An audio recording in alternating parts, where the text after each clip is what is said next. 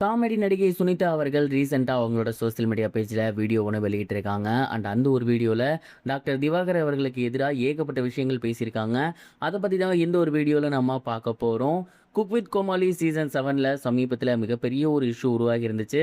Doctor Diwakar அவர்கள கானா வினோத், புகழ், மாகாபா 3 பேரும் அடிச்சிட்டாங்க அப்படின்னு மாகாபா அவர்கள் மீது போலீஸ் ஸ்டேஷன்ல டாக்டர் திவாகர் கேஸ் கொடுத்திருந்தாரு. அது மட்டும் இல்லாம சோசியல் மீடியா ஃபுல்லாவே தப்பான இன்டர்வியூ கொடுத்து வந்துட்டு இருந்தாரு. அவங்கள பத்தி கேரக்டர் அசாசினேஷன் பண்றது, அவங்களோட ப்ரொஃபஷனலை தப்பா பேசுறது போன்ற ஏகப்பட்ட விஷயங்கள் பண்ணியிருந்தாரு. இதை பார்த்து அவங்களுடைய நண்பர்கள், அவங்க தொழில்துறையில் இருக்கக்கூடியவங்க எல்லாருமே ஆதரவா வீடியோ வெளியிட்டு வந்துட்டு இருக்காங்க. அந்த வகையில் சமீபத்தில் சுனிதா அவர்கள் இது குறித்து ஒரு சில விஷயங்கள் பேசியிருக்காங்க. குறிப்பா அவங்க என்ன சொல்லியிருந்தாங்க அப்படின்னா, டாக்டர் திவாகர் நீங்க பண்றது பெரிய தப்பு. உண்மையிலேயே யார் மேல தப்பு இருக்கு அப்படிங்கிறது உங்களுக்கு நல்லாவே தெரியும். அன்னைக்கு செட்ல என்ன நடந்துச்சு அப்படிங்கிறது எங்க எல்லாருக்கும் நல்லாவே தெரியும்.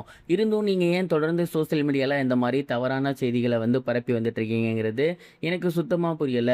அன்னைக்கு நீங்க ஒரு மிஸ்டேக் பண்ண போய் தான் அது கேட்க போயிட்டு அது பிரச்சனையா மாறிடுச்சு.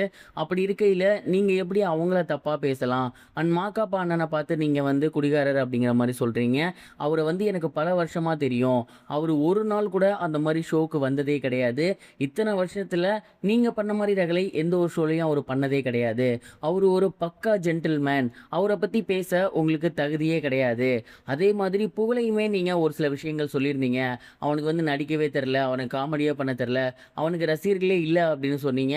இந்த ஷோ யாருனால போச்சு அப்படிங்கிறது எல்லாருக்குமே தெரியும். புகழுக்கு எவ்வளோ ஃபேன்ஸ் இருக்காங்க அப்படிங்கிறத வெளியே போய் பாருங்க. சொல்லப்போனால் உங்களுக்கு தான் ஃபேன்ஸே கிடையாது. உங்களை ட்ரோல் பண்ணுறத நீங்கள் உங்களை புகழ்றாங்கன்னு நினச்சிக்கிறீங்க. உங்களுக்கு தான் இருக்குது மனநோய். நீங்கள் தயவு செஞ்சு மற்றவங்கள கேரக்டர் அசாசினேஷன் பண்ணாதீங்க.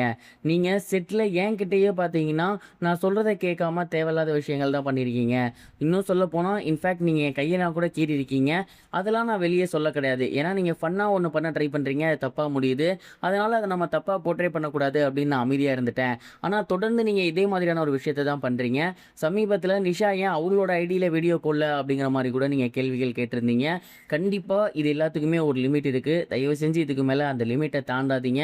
ஒரு கணம் நீங்கள் அதே மாதிரி தான் பண்ணுறீங்க அப்படின்னா குக் வித் கோமாளியில் இருக்கக்கூடிய பெண்கள் எல்லாமே சேர்ந்து உங்கள் மேலே கம்ப்ளைண்ட் கொடுக்குற மாதிரி வரும். அதுக்கப்புறம் நீங்கள் எந்த ஷோவுக்கும் போக முடியாது. உங்களோட கரியரே காலியாகிடும். தயவு செஞ்சு இதுக்கப்புறம் ஒருத்தவங்களோட கேரக்டரை தப்பாக பேசாதீங்க. அவங்களோட தொழிலை தப்பாக பேசாதீங்க. நீங்களும் ஒரு கலைஞர்னு சொல்கிறீங்க. அப்படி இருக்கப்ப அந்த தொழிலை எப்படி மதிக்கணுங்கிறத மனசில் வச்சுட்டு பேசுங்க.